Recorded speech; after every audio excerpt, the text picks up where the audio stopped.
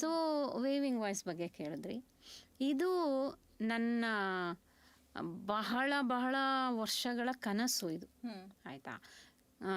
ಆದರೆ ನನಗೆ ಈ ಒಂಥರ ಈ ಹೀಗೆ ಮಾಡೋಣ, ನಾವು ಮಾಡ್ತೀನಿ ಅನ್ನೋರು ಯಾರೂ ಇರಲಿಲ್ಲ.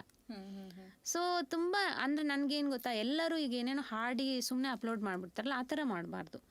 ಏನೋ ಒಂದು ಯೂನಿಕ್ ಆಗಿರಬೇಕು.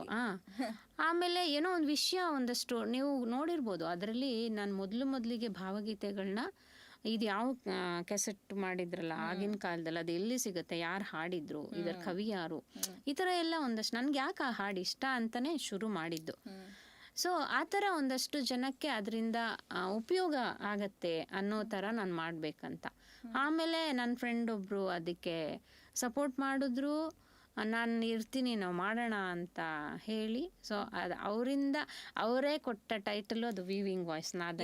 ಬ್ಯೂಟಿಫುಲ್ ಟೈಟಲ್ ಅಲ್ಲ, ತುಂಬಾ ಜನ ಹೇಳೋದು. ಅದು ನಿಮ್ಮ ಧ್ವನಿಗೆ ಎಲ್ಲದಕ್ಕೂ ಒಂಥರ very actually suitable for your personality also. ಒಂಥರ ನೇಗೆ is such an intricate word ಅಲ್ವಾ ಇನ್ ಇಟ್ ಸೆಲ್ಫ್. ಅದ್ರೊಳಗೆ ಆ ಟ್ಯೂನ್ದು ನೇಗೆ ಅಂತಂದ್ರೆ ಎಷ್ಟೋ ಜನ ಹೇಳ್ತೀನಲ್ಲ, ನಿಮ್ ಹಾಡು ಚೆನ್ನಾಗಿದೆ ಅನ್ನೋದಕ್ಕಿಂತ ಹೆಸರು ತುಂಬಾ ಚೆನ್ನಾಗಿದೆ. ಹೆಸರು ತುಂಬಾ ಚೆನ್ನಾಗಿದೆ ನಿಜವಾಗ್ಲೂ. ಅದ್ರ ನಾಮಕರಣ ಮಾಡಿದವರಿಗೆ ಹೇಳ್ಬಿಡಿ, ನಮ್ಮ ಕಡೆಯಿಂದನೂ ತುಂಬಾ ಅದ್ಭುತವಾದ ಹೆಸರನ್ನ ಕಟ್ಟಿದ್ದಾರೆ ನಿಮ್ಮ ಚಾನೆಲ್ಗೆ.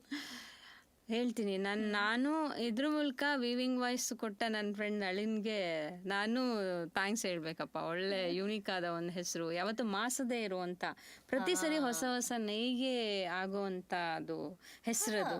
ಸೊ ನಾದ ನೇಯ್ಗೆ ಅನ್ನೋದು ನಿಜವಾಗ್ಲೂ ತುಂಬಾ ಚೆನ್ನಾಗಿದೆ.